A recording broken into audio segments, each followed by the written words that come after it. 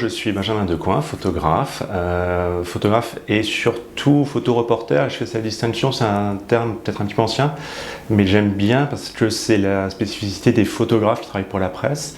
Moi, je travaille beaucoup pour la presse et c'est une spécificité parce qu'en fait, on répond à un travail de commande ou en tout cas à un besoin d'un magazine ou d'un journal.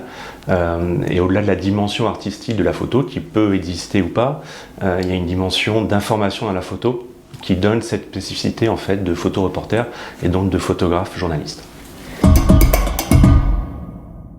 Ma technique de photographie, elle varie d'une photo à l'autre. Alors c'est un petit peu facile peut-être de dire ça, mais dans le sens où je m'adapte forcément au sujet. Je fais beaucoup de photos de célébrités notamment, et on n'approche jamais de célébrités de la même façon, même si on a évidemment des petits trucs, mais c'est un petit peu ça en fait qui est amusant dans ce jeu-là, c'est qu'on est obligé de s'adapter en permanence, non seulement à la situation qu'on ne maîtrise pas, au lieu, à l'horaire et à la personne.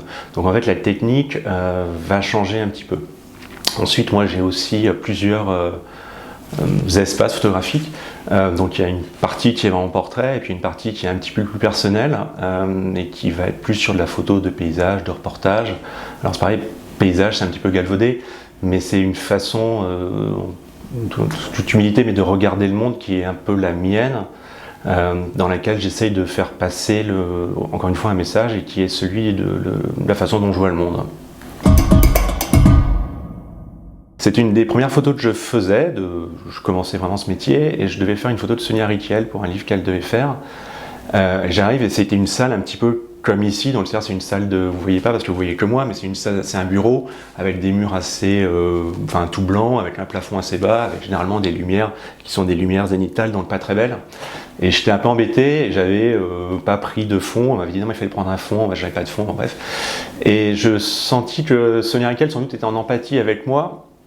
Et m'a dit non mais on peut faire quelque chose de bien, et elle s'est mise de profil. Elle avait toujours ce physique si particulier et tellement fort, avec cette grande chevelure rousse, et puis elle avait une sorte de fourrure autour qui était un petit peu flamboyante.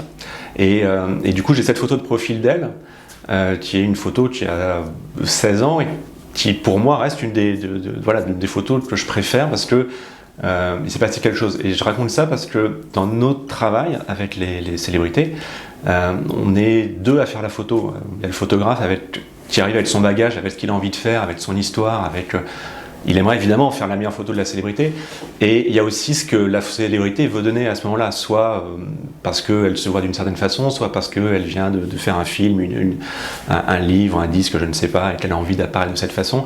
Et en fait, la photo se trouve à la jonction entre ces deux univers, ces deux volontés, et la photo est bonne quand en fait le juste milieu est trouvé. Et si vous êtes avec quelqu'un qui ne donne rien, vous pouvez lutter des fois, et à un moment, des fois, il vaut peut-être mieux poser le boîtier et partir. On ne peut pas avoir quelque chose de quelqu'un qui ne veut pas donner.